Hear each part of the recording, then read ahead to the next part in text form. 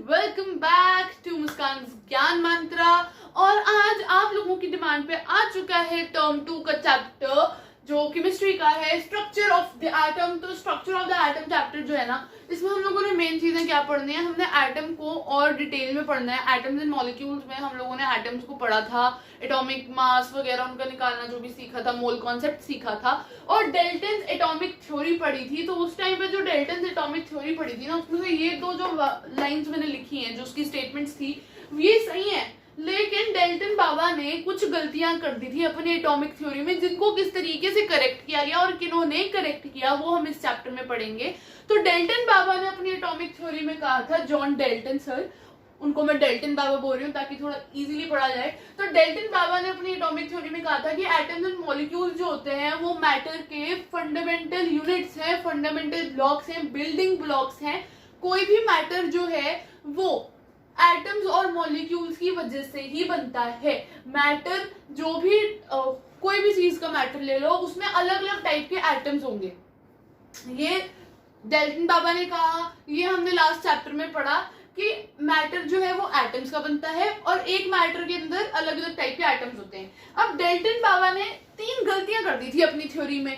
पहली उन्होंने की कि जो मैटर है ना, इनडिविजिबल है, मैटर के और सब पार्ट्स नहीं हो सकते। एटम के, अगर एटम है, ये एक एटम है, तो इसको हम और डिवाइड नहीं कर सकते छोटे छोटे पार्ट्स में। ये एक मॉलिक्यूल है, वो ऐसे ही रहेगा, इसके अंदर और कोई सब पार्ट्स है ही नहीं। तो ये चीज गलत हो गई।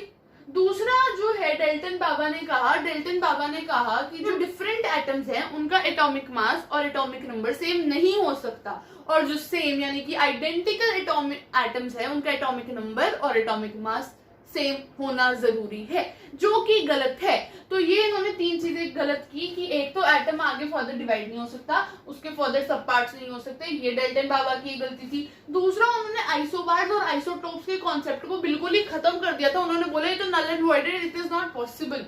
ठीक है ना। तो ये गलतियां थी जिनको अब जाके करेक्ट किया जा रहा था।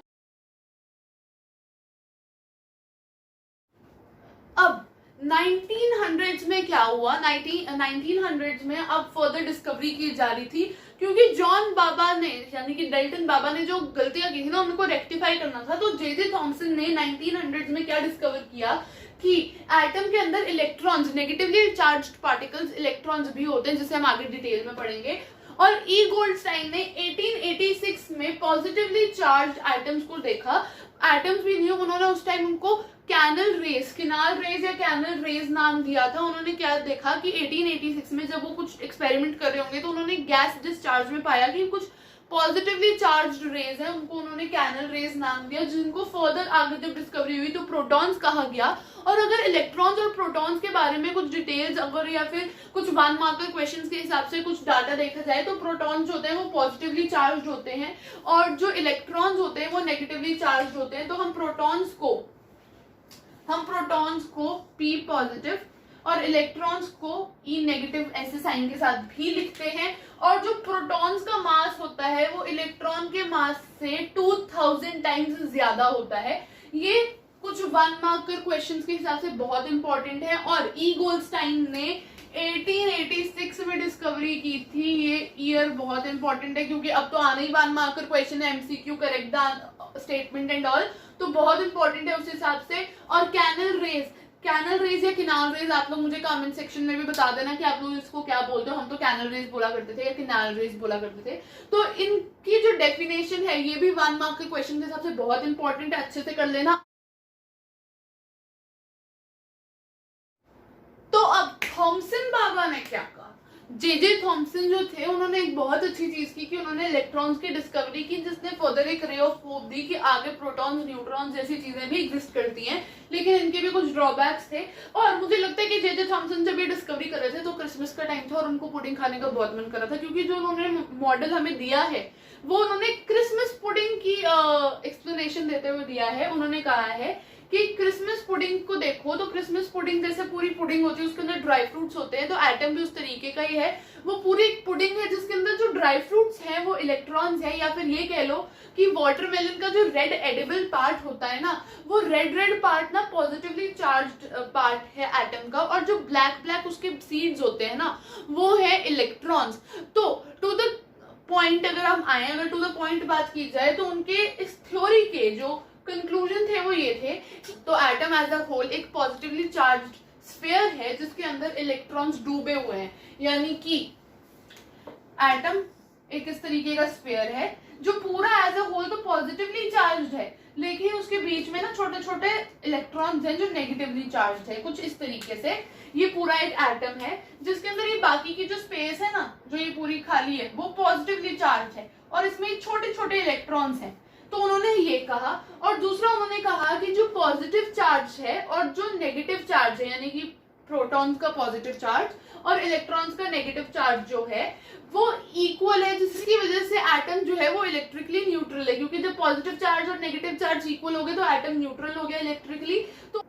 तो अब इसमें गलतियां क्या थी? सबसे पहली बात आ जाती है कि इन्होंने ये दो चीजें प्रपोज कर ली जो कहीं सही है कहीं गलत है, लेकिन अब बात आ जाती है कि गलतियां क्या थी। तो उस टाइम पे प्रोटॉन्स की डिस्कवरी नहीं हुई थी, जिसकी वजह से उन्होंने कहा कि एटम एक पॉजिटिवली चार्ज्ड स्फीयर है जिसके अंदर इलेक्ट्रॉन्स है। आगे जब प्रोटॉन की डिस्कवरी हुई तो पता चलता है कि एटम के अंदर तो अलग अलग शेल्स है जिसमें प्रोटॉन्स हैं, शेल्स हैं, और फिर वो स्फीयर भी नहीं है, वो एक पूरा स्फीयर नहीं है, उसमें अलग अलग शेल्स हैं जहां पे इलेक्ट्रॉन्स हैं, और फिर प्रोटॉन्स की डिस्कवरी है जिसकी वजह से पॉजिटिव चार्ज आता है। तो ये चीज आगे जाके पता चलती है। जे थॉमसन के बारे में ना ऊपर एक येलो कलर के बॉक्स में तुम्हारी बुक पे पेज नंबर 47 पे ना तुम्हारी बुक में ऊपर एक डब्बा बना हुआ है जिसमें जे थॉमसन के बारे में लिखा हुआ है, उसको एक बार रीड कर लेना। अब जो रदरफोर्ड थे, जो अर्नेस्ट रदरफोर्ड थे, उनके अंदर के कीड़े अब बिल्कुल ही शांत नहीं हुए। मतलब उन्होंने बोला कि इलेक्ट्रॉन की डिस्कवरी हो गई, तो अब मेरे को ये जानना है कि कितने इलेक्ट्रॉन्स हैं एक एटम के स्ट्रक्चर में, इलेक्ट्रॉन्स किस तरीके से, किस पैटर्न में, किस डिस्ट्रीब्यूशन की फॉर्म में बैठे हुए हैं एटम के अंदर, उनको ये देखना था। मतलब शांति नहीं पड़ी उनको। तो उन्होंने क्या किया, उन्होंने एक एक्सपेरिमेंट को रेडी किया। उन्होंने एक बहुत ही थिन गोल्ड फॉइल ली। गोल्ड फॉइल इसलिए ली क्योंकि उसमें एक तो एटम्स का नंबर था 1000 था, और दूसरी बात उन्हें एक बहुत ही थिन लेयर चाहिए थी जो गोल्ड फॉइल उन्हें दे सकती थी। अब उन्होंने क्या बोला कि मैं गोल्ड फॉइल लूंगा और उस पर अल्फा पार्टिकल्स की रेस को भेजूंगा। तो अल्फा पार्टिकल्स क्या होते हैं? वो डबली चार्ज्ड हीलियम पार्टिकल्स होते हैं। बहुत इंपॉर्टेंट है, हीलियम पार्टिकल्स होते हैं जो डबल चार्ज्ड होते हैं और वो बहुत तेज मूव करते हैं, बहुत फास्ट मूविंग होते हैं, और उनका मास जो होता है ना वो कुछ 4 यूनिट्स का होता है। ये तुम्हारी बुक में दे रखा है, इसीलिए लिखा है 1 मार्कर क्वेश्चन के हिसाब से इंपॉर्टेंट। उन्होंने ये एक्सपेरिमेंट को किस तरीके से कंडक्ट किया, उन्होंने बोला कि हम एक गोल्ड फॉइल लेंगे, इस तरीके की गोल्ड फॉइल जैसे ले ली, और उसके ऊपर मैं अल्फा रेस जो है, अल्फा पार्टिकल्स की रेस को स्प्रेड करूंगा, उनको थ्रो करूंगा। और उनको एक्सपेक्टेड था, क्योंकि पूरे एटम के अंदर ज्यादातर पॉजिटिव चार्ज है, जैसा कि जे थॉमसन ने कहा था कि एटम एक स्फीयर है जिसमें पॉजिटिव चार्ज है और उसके अंदर इलेक्ट्रॉन्स हैं, तो उस पॉजिटिव चार्ज की वजह से जो ये रेज हैं वो डिफ्लेक्ट हो जाएंगी बड़े एंगल्स बना के। लेकिन टू हिज सरप्राइज जब उन्होंने ये एक्सपेरिमेंट को कंडक्ट किया तो उन्होंने देखा कि ज्यादातर जो रेस थी वो सीधे जाई जा रही थी, बिल्कुल सीधे, और बहुत ऐसी रेस थी जो डिफ्लेक्ट तो हुई लेकिन बहुत स्मॉल एंगल्स बना के। यानी कि उन्होंने अपनी डायरेक्शन तो बदली, जब उनको थ्रो किया गया तो एटम के अंदर जाके उन्होंने अपनी डायरेक्शन बदली, लेकिन बहुत छोटे एंगल, बहुत एक्यूट एंगल बना के हल्की सी डायरेक्शन को चेंज किया। और सिर्फ 12,000 रेज में से सिर्फ एक रे ऐसी थी जो गई और वापस आ गई, यानी कि जिस पाथ से गई थी वैसी वापस आ गई, ठीक है ना। तो उन्होंने इस पूरे के पूरे एक्सपेरिमेंट को कंडक्ट करने के बाद जो कंक्लूजन निकाला वो ये था कि एटम के अंदर एक तो बहुत ज्यादा खाली स्पेस है। क्यों? क्योंकि बहुत सारी रेज, मतलब मैक्सिमम नंबर ऑफ रेज ऐसी थी जो सीधी चली गई, और जो पॉजिटिव चार्ज है एटम का वो बहुत कम है, क्योंकि जो रेज डिफ्लेक्ट हुई थी वो भी बहुत स्मॉल एंगल्स बना के हुई। तो जे थॉमसन ने जहां कहा था कि एटम एक पॉजिटिव चार्ज का स्फीयर है, ये चीज गलत उन्होंने प्रूव कर दी। उन्होंने कहा कि एटम के अंदर बहुत कम, लिमिटेड अमाउंट में पॉजिटिव चार्ज है, जिसकी वजह से जो डिफ्लेक्शन थी रेज की वो हुई भी तो बहुत कम एंगल्स बना के, बहुत ही स्लाइटेस्ट ऑफ डिफ्लेक्शन थी। और उन्होंने ये बोला कि एक ऐसी रे थी, मैंने 12,000 रेज ड्रॉप की थी, उसमें से एक ऐसी रे थी जो पूरा 180 डिग्री का एंगल बना के वापस आई है, यानी कि जो पॉजिटिव चार्ज है एटम का वो किसी एक पॉइंट पे ही एटम एटम के अंदर है जो बहुत ही स्मॉल क्वांटिटी में है। अगर बहुत ज्यादा क्वांटिटी में होता तो बहुत सारी रेज 180 डिग्री के एंगल से डिफ्लेक्ट होकर वापस आती, लेकिन सिर्फ एक रे वापस आई थी। इसलिए जो पॉजिटिव चार्ज है वो एटम के अंदर एक पॉइंट पे ज्यादा कंसंट्रेशन पे है और बहुत ही कम क्वांटिटी है उसकी। इस वजह से सिर्फ एक ही रे जो थी वो 180 डिग्री के उस डिफ्लेक्शन से वापस आई है। अब रदरफोर्ड मॉडल के पोस्टुलेट्स आ जाते हैं। पोस्टुलेट्स बहुत ज्यादा इंपॉर्टेंट है, इसका पहले तो बहुत इंपॉर्टेंट क्वेश्चन भी आया करता था। अब तुम्हें 1 मार्कर्स के हिसाब से एमसीक्यूज की फॉर्म में या फिर करेक्ट द स्टेटमेंट या फिर एक आधे मार्क्स के क्वेश्चन में आ भी सकता है, तो ये बहुत इंपॉर्टेंट क्वेश्चन है उस पॉइंट ऑफ व्यू से। अब रदरफोर्ड ने भी अपना एक न्यूक्लियर मॉडल को प्रेजेंट किया, उसमें उसने 3 पोस्टुलेट्स लिखे। उसने लिखा कि एटम के अंदर जो पॉजिटिव चार्ज है वो ऐसा नहीं कि एटम एक पूरा स्फीयर है पॉजिटिव चार्ज का, ऐसा नहीं है। एटम के अंदर न्यूक्लियस है एटम के सेंटर में जिसके अंदर पॉजिटिव चार्ज है, और जो न्यूक्लियस का साइज है ना वो एटम के साइज से कंपेयर किया जाए तो बहुत छोटा है, और जो इलेक्ट्रॉन्स है वो एटम के अराउंड सर्कुलेट करते हैं। यानी कि अगर ये एटम है तो उसके आसपास जो है इलेक्ट्रॉन सर्कुलर पाथ में क्या करते हैं, रिवॉल्व करते हैं। तो अब जो रदरफोर्ड थे उन्होंने 2 चीजें बिल्कुल सही की कि एटम के अंदर पॉजिटिव चार्ज है न्यूक्लियस के अंदर, बिल्कुल सही, और न्यूक्लियस का साइज एटम के साइज से कंपेयर किया जाए तो बहुत छोटा है। लेकिन उन्होंने क्या गलती की, उन्होंने बोला कि इलेक्ट्रॉन सर्कुलर पाथ में रिवॉल्व करते हैं एटम के अराउंड। अगर इलेक्ट्रॉन्स नेगेटिवली चार्ज्ड पार्टिकल्स हैं तो जब वो रिवॉल्व करेंगे तो वो अपनी एनर्जी को लूज कर देंगे, उनका चार्ज खत्म हो जाएगा और इवेंचुअली इलेक्ट्रॉन्स जो होंगे वो न्यूक्लियस के अंदर फॉल कर जाएंगे। तो ये चीज गलत है, क्योंकि अगर इलेक्ट्रॉन्स फॉल कर जाएंगे तो एटम स्टेबल ही नहीं हो पाएगा। तो अगर रदरफोर्ड का कहना सही होता तो एटम्स के स्टेबल रह पाते, अगर इलेक्ट्रॉन न्यूक्लियस के अंदर गिर जाता तो एटम स्टेबल ही नहीं रह सकता, लेकिन एटम स्टेबल होते हैं। तो इस ड्रॉबैक को आगे जाके करेक्ट किया बहुत साइंटिस्ट आए, और अब पढ़ेंगे हम नील बोहर के बारे में जिन्होंने इन ड्रॉबैक्स को करेक्ट करने के लिए हेल्प किया हमें।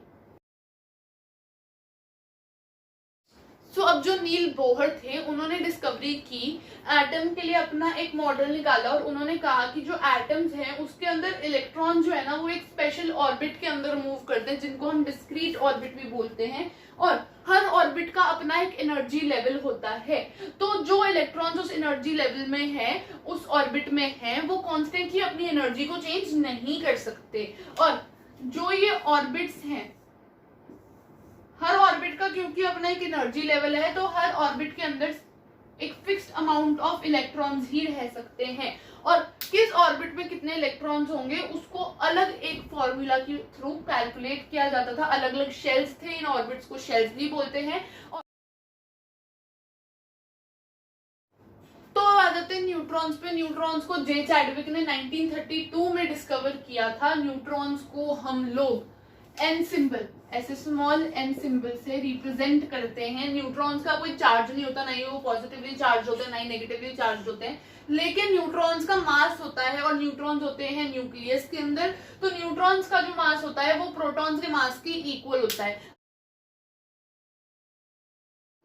तो अब हम लोग फाइनली वो फॉर्मूला पढ़ने वाले हैं जिससे हमें ये पता चलता है कि एक एटम के अंदर हर एक ऑर्बिट में, हर एक शेल में कितने इलेक्ट्रॉन्स हो सकते हैं। तो मैक्सिमम नंबर ऑफ इलेक्ट्रॉन्स जो आउटर मोस्ट शेल में हो सकते हैं वो है 8, और दूसरे शेल में इलेक्ट्रॉन्स तब तक नहीं जा सकते जब तक पहले वाले शेल की लिमिट पूरी ना हो गई हो। यानी कि अगर पहले वाले शेल में 8 इलेक्ट्रॉन्स होने चाहिए और अभी तक सिर्फ 6 हैं तो नेक्स्ट शेल में नहीं जा सकते इलेक्ट्रॉन्स। अब ये फॉर्मूला जो था ये दिया था बोहर और बरी ने, और ये फॉर्मूला है 2n², जहां पर जो n है वो है ऑर्बिट नंबर, जो n है वो है नंबर ऑफ ऑर्बिट। कौन से नंबर वाला ऑर्बिट है? k शेल है तो k ऑर्बिट नंबर 1 है, फिर l ऑर्बिट नंबर 2 है, m ऑर्बिट नंबर 3 है, और n ऑर्बिट नंबर 4 है। तो कौन से नंबर का ऑर्बिट है उस पर डिपेंड करता है कि कितने एटम्स जाएंगे, यानी k ऑर्बिट में कितने इलेक्ट्रॉन जाएंगे। 2 into 1, 1 ऑर्बिट नंबर है, 1 का स्क्वायर 1 होता है, तो 2 into 1 का square is equal to 2। l में कितने जाएंगे? 2 into 2 का स्क्वायर 8, m में कितने जाएंगे? 2 into 3 का स्क्वायर 18, और n में कितने जाएंगे? 2 into 4 का स्क्वायर 32 इज इक्वल टू 32। ठीक है, तो इस तरीके से इस फॉर्मूला के थ्रू हमें ये पता चलता है कि किस शेल में कितने इलेक्ट्रॉन्स जाएंगे, और क्या फॉर्मूला है, 2 इंटू एन स्क्वायर, और एन यहाँ पे क्या है, नंबर ऑफ ऑर्बिट, कौन से नंबर का ऑर्बिट है उस पर डिपेंड करता है कि कितने इलेक्ट्रॉन जाएंगे कितने शेल में। सो अब आ जाता है वैलेंसी वाले टॉपिक पे। वैलेंसी वाले टॉपिक के लिए तुम्हारे पास फर्स्ट 20 एलिमेंट्स जो हैं, जो फर्स्ट 20 एलिमेंट्स हैं हमारे यूनिवर्स के, जो हमारे साइंस के केमिस्ट्री में हमारे फर्स्ट 20 एलिमेंट्स हैं, वो तुम्हें आने रटे होने चाहिए, मतलब ना टिप्स पे होने चाहिए तुम्हारी, टिल द टाइम तुम 10th नहीं कर लेते, आगे +1 +2 में तुम्हें साइंस लेनी है तो तुम्हारे लिए और ज्यादा इंपॉर्टेंट है, लेकिन 10th तक के लिए तो भाई तुम्हारा ये गुरु है केमिस्ट्री का, तो ये तुम्हें बिल्कुल अच्छे से टिप्स पे होने चाहिए। तुम्हारे फर्स्ट 20 एलिमेंट्स, उनकी वैलेंसीज, ये तुम्हें बहुत ही अच्छे से आने चाहिए। तो यहाँ पर जो मैंने लिखा हुआ है ये एलिमेंट्स हैं और ये इनके एटॉमिक नंबर्स हैं। फिर आगे मैं तुम्हें टेबल डिस्प्ले कराऊंगी जिसमें वैलेंसी किस तरीके से निकालनी है वो तुम्हें समझाऊंगी। सो अब जो तुम्हारे फर्स्ट 20 एलिमेंट्स हैं वो कौन से हैं, hydrogen helium, lithium, beryllium, boron, carbon, nitrogen, oxygen, fluorine, neon, sodium, magnesium, aluminium, silicon, phosphorus, sulphur, chlorine, argon, potassium और कैल्शियम। तुम्हारी आगे जो तुम्हें बुक में आगे मैं तुम्हें एक टेबल डिस्प्ले करवाऊंगी, उसमें भी तुम्हें पता चल जाएगा, सबके नाम लिखे हुए हैं, बुक वाला ही टेबल है, बुक में दे रखा है, बुक में पेज नंबर 51 पे ही टेबल दे रखा है, इसे बहुत इंपॉर्टेंट मार्क कर लो। अब अगर हम नॉर्मली इनके साइंटिफिक नेम्स के हिसाब से चले, इनको याद करना बहुत मुश्किल है, इसलिए इसकी एक बहुत ही सिंपल थ्योरी है मेरे पास, एक बहुत ही सिंपल पोएम है, सबके पास अलग अलग होती है, हम लोगों ने जो हमारे टाइम पे सीखी थी वो मैं तुम्हें बताती हूँ। इनके सिंबल्स के हिसाब से, इनके केमिकल नेम्स के हिसाब से नहीं, इनके सिंबल्स के हिसाब से वो थ्योरी बनाई गई है, वो पोएम बनाई गई है। Hi hello listen, BBC, news of France, Nina Meg, all silly people sitting close around Kargil camp. इसे 5-6 बार बोल लो या कहीं लिख लो, मैं दोबारा रिपीट कर देती हूँ।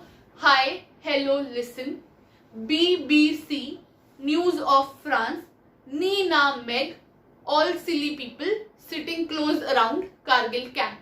अब हाय यानी कि hydrogen, hello helium, listen lithium, beryllium, boron और carbon, BBC, nitrogen news, oxygen of, fluorine France, Nina Meg, aluminium all, silicon silly, phosphorus people, sulphur sitting, chlorine close, argon around, K for potassium Kargil और Ca calcium camp. तो इस तरीके से हमने ये इसे learn किया था, तो इसकी वजह से सिंबल्स को याद करना बहुत आसान हो जाता है। एक बार ऑर्डर में लिख लो, फिर एटॉमिक नंबर लिख लो 1 to 20, और उसके बाद तुम्हारे सामने अब एक टेबल है, उसमें लिखा हुआ है कि जो तुम्हारा एक ये थ्योरी है कि जो तुम्हारा एटॉमिक नंबर है उतने ही तुम्हारे एटम के अंदर प्रोटॉन्स हैं और उतने ही इलेक्ट्रॉन्स हैं, ठीक है, जितने प्रोटॉन्स उतने ही इलेक्ट्रॉन्स। न्यूट्रॉन्स जो होते हैं, टेबल के अंदर न्यूट्रॉन्स का नंबर दे रखे, तुम्हें न्यूट्रॉन्स के नंबर से कोई फर्क नहीं पड़ना चाहिए, जितने भी न्यूट्रॉन्स हैं उनको रहने दो। यहाँ पे हमारा मेन फोकस है प्रोटॉन्स और इलेक्ट्रॉन्स पे, तो जितना एटॉमिक नंबर है उतने ही प्रोटॉन्स है और उतने ही इलेक्ट्रॉन्स है, यानी कि atomic number is equal to number of protons और नंबर ऑफ इलेक्ट्रॉन्स। अब नंबर ऑफ इलेक्ट्रॉन्स पे आ जाओ, कितने इलेक्ट्रॉन्स है उसमें डिवीजन कर लो K, L, M और N शेल की, जैसे टेबल में की गई है। अब पहले तो K शेल को फिल करो, K शेल में कितने इलेक्ट्रॉन्स आ सकते हैं, 2 आ सकते हैं, तो 2 आएंगे। उसके बाद जितने इलेक्ट्रॉन्स बच गए उसको ले जाओ आखिरी शेल में, यानी कि L शेल में ले जाओ, फिर ऐसे ही इलेक्ट्रॉन्स को फिल करते जाओ, K में पूरे कर लो पहले, फिर L में पूरे कर लो, फिर M में कर लो और फिर N में कर लो, ठीक है। तो याद रखना कि आउटर मोस्ट शेल में मैक्सिमम नंबर ऑफ इलेक्ट्रॉन्स 8 ही हो सकते हैं, उससे ज्यादा नहीं हो सकते। तो अब ध्यान से देखो, जिसके आउटर मोस्ट शेल में 1, 2 या फिर 3 इलेक्ट्रॉन्स है, वो क्या करेगा, वो इलेक्ट्रॉन्स को लूज कर देगा, वो छोड़ देगा उन इलेक्ट्रॉन्स को, क्योंकि बाकी के इलेक्ट्रॉन्स 4, 5, 6 या फिर 7 इलेक्ट्रॉन्स को गेन करना मुश्किल है एज कम्पेयर टू 1, 2 और 3। 1, 2 या 3 इलेक्ट्रॉन्स को लूज करना इजी है, तो वो उन इलेक्ट्रॉन्स को लूज कर देगा और स्टेबल हो जाएगा। तो जब आप इलेक्ट्रॉन्स को लूज करते हो तो आप हो जाते हो पॉजिटिवली चार्ज्ड, ठीक है। और जिन एटम्स के अंदर, जिन एलिमेंट्स के आउटर मोस्ट शेल के अंदर 5, 6, 7 इलेक्ट्रॉन्स हैं, 5, 6 या 7 इलेक्ट्रॉन्स हैं, वो क्या करेंगे, वो इलेक्ट्रॉन्स को गेन कर लेंगे। तो जब आप इलेक्ट्रॉन को गेन करते हो ना, तो आप हो जाते हो नेगेटिवली चार्ज, और जब आप इलेक्ट्रॉन्स को लूज कर देते हो तो आप हो जाते हो पॉजिटिवली चार्ज। अब यहाँ पर हमने देखा कि जिन इलेक्ट्रॉन्स के शेल में जिन एटम्स के अब यहाँ पे हमने देखा कि जिन एलिमेंट्स के आउटर मोस्ट शेल में 1, 2 या 3 नंबर ऑफ इलेक्ट्रॉन्स है, उन्होंने इलेक्ट्रॉन्स को लूज कर दिया, वो स्टेबल हो गए, पॉजिटिवली चार्ज हो गए। जिन एटम्स के आउटर मोस्ट शेल में 5, 6 या 7 इलेक्ट्रॉन्स है, उन्होंने इलेक्ट्रॉन्स को गेन कर लिया और वो क्या हो गए, नेगेटिवली चार्ज हो गए। लेकिन जिन एलिमेंट्स के आउटर मोस्ट शेल में 4 इलेक्ट्रॉन्स है, वो क्या करें बेचारे, तो यहाँ पर एक उनका अलग केस होता है, वो इलेक्ट्रॉन्स को शेयर करते हैं। लेकिन ये चीज आप 10th में पढ़ोगे कार्बन एंड कंपाउंड्स में, अभी ध्यान देने की कोई जरूरत नहीं है। और यहाँ पर हमारा वैलेंसी वाला टॉपिक हो जाता है समाप्त। अब आ जाते हैं एटॉमिक नंबर और मास नंबर के ऊपर। तो एटॉमिक नंबर को Z, कैपिटल Z से भी रिप्रेजेंट किया जाता है, और एटॉमिक नंबर इक्वल होता है नंबर ऑफ प्रोटॉन्स और नंबर ऑफ इलेक्ट्रॉन्स के। यानी कि एक एटम का जो भी एटॉमिक नंबर होगा, उतने ही उसके अंदर प्रोटॉन्स होंगे और उतने ही उसके अंदर इलेक्ट्रॉन्स होंगे। यानी कि अगर ऑक्सीजन का जो एटॉमिक नंबर है वो 8 है, तो उसके अंदर अगर उसका एटॉमिक नंबर 8 है तो उसके अंदर प्रोटॉन्स और इलेक्ट्रॉन्स भी 8 ही हैं, ठीक है। और मास नंबर की अगर बात की जाए तो मास नंबर होता है number of protons plus number of neutrons. Protons और न्यूट्रॉन्स जितने होते हैं एक एटम के अंदर, उसके सम को हम उसका मास नंबर बोलते हैं। जैसे एल्यूमिनियम का एग्जांपल लें तो एल्यूमिनियम के अंदर प्रोटॉन्स का नंबर होता है 13 और न्यूट्रॉन्स का होता है 14। तो इनको अगर ऐड करेंगे तो 27 यूनिट्स मास आएगा एल्यूमिनियम का। और हम किसी भी एलिमेंट को जब लिखते हैं तो उसको रिप्रेजेंट कैसे किया जाता है, एलिमेंट का नाम, उसकी लेफ्ट हैंड साइड पे ऊपर उसका मास नंबर होता है और नीचे उसका एटॉमिक नंबर होता है। लाइक अगर एग्जांपल है नाइट्रोजन, तो नाइट्रोजन हमने सिंबल लिखा और उसकी लेफ्ट हैंड साइड पे ऊपर 14 उसका मास नंबर है और 7 उसका एटॉमिक नंबर है। एल्यूमिनियम का सिंबल लिखने के बाद भी हमने सेम किया, उसकी लेफ्ट हैंड साइड पे ऊपर हमने उसका मास नंबर जो 27 है वो लिखा है और नीचे उसका एटॉमिक नंबर 13 लिखा है। तो अब आ जाते हैं आइसोटोप्स और आइसोबार्स में। तो ये एक बहुत ही इंपॉर्टेंट है टॉपिक है आप लोगों के 1 मार्क के क्वेश्चन के लिए। और आइसोटोप्स, कुछ स्पेशल आइसोटोप्स हैं जिनके यूजेस बहुत ही ज्यादा सिग्निफिकेंट है, वो भी मैं इसके बाद बताऊंगी, वो भी आपके 1 मार्क्स के लिए बहुत इंपॉर्टेंट है। आइसोटोप्स किनको बोलते हैं, उन एलिमेंट्स को जो सेम जरूर है लेकिन उनके जो मास है, जो उनका मास नंबर है वो डिफरेंट है। यानी कि कार्बन को ले लो, कार्बन का एटॉमिक नंबर सेम है 6, लेकिन कार्बन के कुछ ऐसे एलिमेंट्स मिलते हैं हमें, कुछ ऐसे हमें मॉलिक्यूल्स मिलते हैं जिनका जो मास नंबर होता है वो डिफरेंट होता है। एक कार्बन का मॉलिक्यूल है जिसका मास नंबर 12 है और एटॉमिक नंबर 6, और एक मॉलिक्यूल है जिसका एटॉमिक नंबर तो 6 है लेकिन मास नंबर 14 है। तो ये हो जाते हैं हमारे कुछ आइसोटोप्स। और जो आइसोटोप्स हैं उनके यूजेस भी काफी सिग्निफिकेंट है। अगर हम बात करें आयोडीन के आइसोटोप की, तो आयोडीन का आइसोटोप जो है वो गोइटर के ट्रीटमेंट के लिए यूज किया जाता है। कोबाल्ट का आइसोटोप जो है वो कैंसर के ट्रीटमेंट के लिए यूज किया जाता है। और जो यूरेनियम का आइसोटोप है वो न्यूक्लियर रिएक्टर्स में एज अ फ्यूल यूज किया जाता है। ये 3 इंपॉर्टेंट आइसोटोप्स हैं, आयोडीन का, यूरेनियम का और कोबाल्ट का। और अब आ जाते हैं लास्ट पे आइसोबार्स पर। तो आइसोबार्स वो एलिमेंट्स होते हैं जिनके एटॉमिक नंबर्स डिफरेंट है लेकिन मास सेम है। यानी कि अगर आर्गन और कैल्शियम के आइसोटोप्स को अगर हमें एग्जाम्पल लेना है पेयर ऑफ आइसोबार्स का, तो हम क्या लेंगे, हम लेंगे आर्गन और कैल्शियम का। बहुत ही सिग्निफिकेंट है, आर्गन का एटॉमिक नंबर होता है 18, कैल्शियम का होता है 20, लेकिन इनके दोनों का मास, कई बार होता है कि हमें आइसोबार्स का पेयर मिलता है इनका और इन दोनों का मास है 40, तो ये पेयर ऑफ आइसोबार्स बनते हैं। इनके एटॉमिक नंबर डिफरेंट है लेकिन मास सेम है। तो इसी के साथ ये चैप्टर होता है यहीं पे खत्म। आई होप आप लोगों को समझ आया होगा। अगर समझ आया तो लाइक कीजिएगा, शेयर कीजिएगा और चैनल को सब्सक्राइब करना मत भूलो यार, क्योंकि हमने एक टारगेट लिया है कि अक्टूबर एंड तक 5000 सब्सक्राइबर्स चाहिए, तो सब्सक्राइब कर दो अगर अब तक सब्सक्राइब नहीं किया है तो। और अगर कोई भी डाउट हो तो कमेंट सेक्शन में कमेंट करके जरूर पूछना, नहीं तो मुझे व्हाट्सएप करके भी पूछ सकते हो। मेरा व्हाट्सएप नंबर डिस्क्रिप्शन में है। इस चैनल के नोट्स मेरे चैनल की वेबसाइट पे अवेलेबल है, वेबसाइट का लिंक डिस्क्रिप्शन में है। और अगर आप लोगों ने मुझे मेरे दूसरे चैनल पे फॉलो नहीं किया, सब्सक्राइब नहीं किया, तो उसका लिंक मैं डिस्क्रिप्शन में ड्रॉप कर दूंगी। जाओ जाके वीडियोस को देखो, हंसो, मजे करो और चैनल को सब्सक्राइब करना मत भूलना। Till then bye bye.